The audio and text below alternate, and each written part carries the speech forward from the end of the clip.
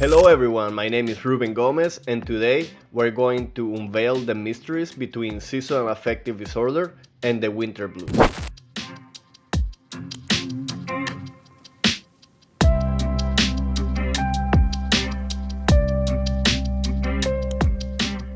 In this video, I want to explore the crucial differences between seasonal affective disorder and the winter blues, what makes them different and unique on its own ways. I want to start by quoting Dr. Norman Rosenthal.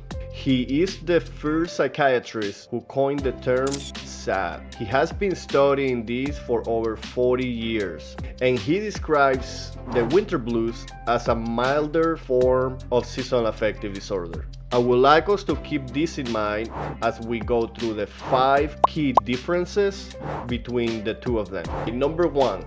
The severity of the symptoms. As Dr. Rosenthal described, the winter blues are a milder form of seasonal affective disorder. Number 2. Duration and seasonality. The duration of the seasonal affective disorder is spread throughout the whole year, while the winter blues only pertain to the feeling that one experienced during the winter time. The duration also changes, but this is a very unique situation from individual to individual, but generally the duration on seasonal affective disorder tends to be longer and with more frequency than those who experience the winter blues. Number 3, the treatment necessity.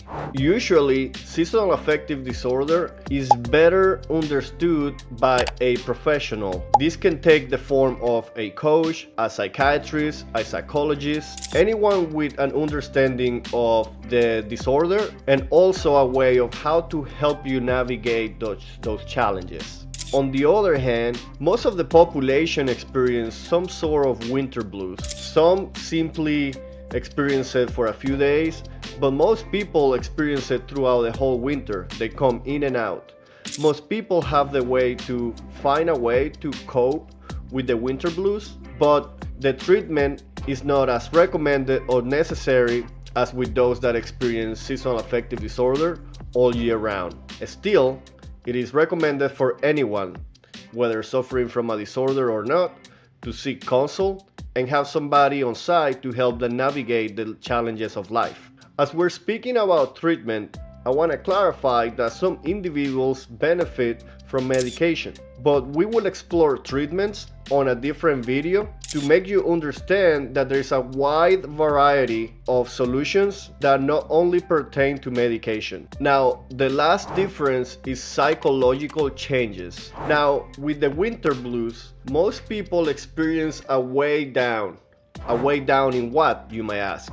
Energy, mood, the desire to go and do certain activities. This psychological shift tends to experience on the way down. Now, on the other hand, people with seasonal affective disorder are not only confined to the winter. You see, the reason that most people experience the way down is also because they experience the way up.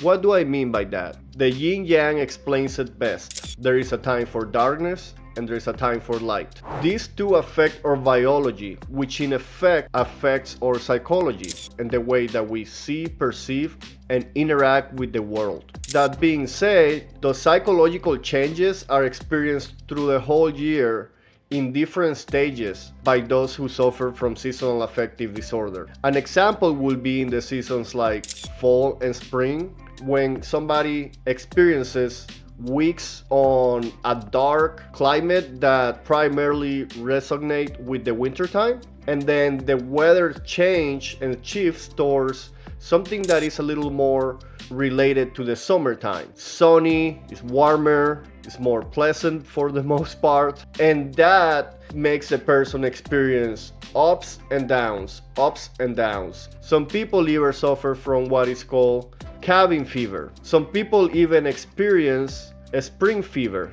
which is a disorder that is essentially very similar to maniac and manic behaviors. Now, reflecting on a personal experience, with the words of Dr. Rosenthal, I remember the first time I was self-diagnosed with the winter blues. That's how my journey started, with a deep desire of understanding the seasons and how they affect me. It took years for me to understand that I also suffer from maniac episodes. You see, it's not that easy to admit, but I realized how I was way too high sometimes on the year. That's when I realized that I suffer from seasonal affective disorder and not only from the winter blues. Understanding the key differences and timing of the winter blues and the seasonal affective disorder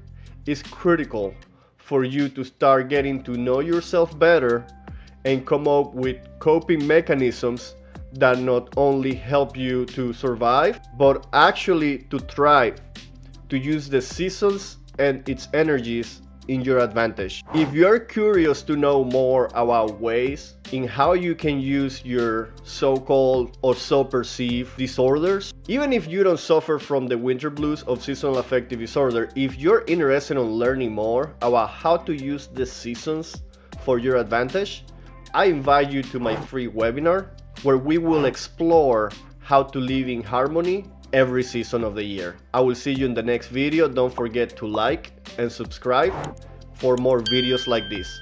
Thank you.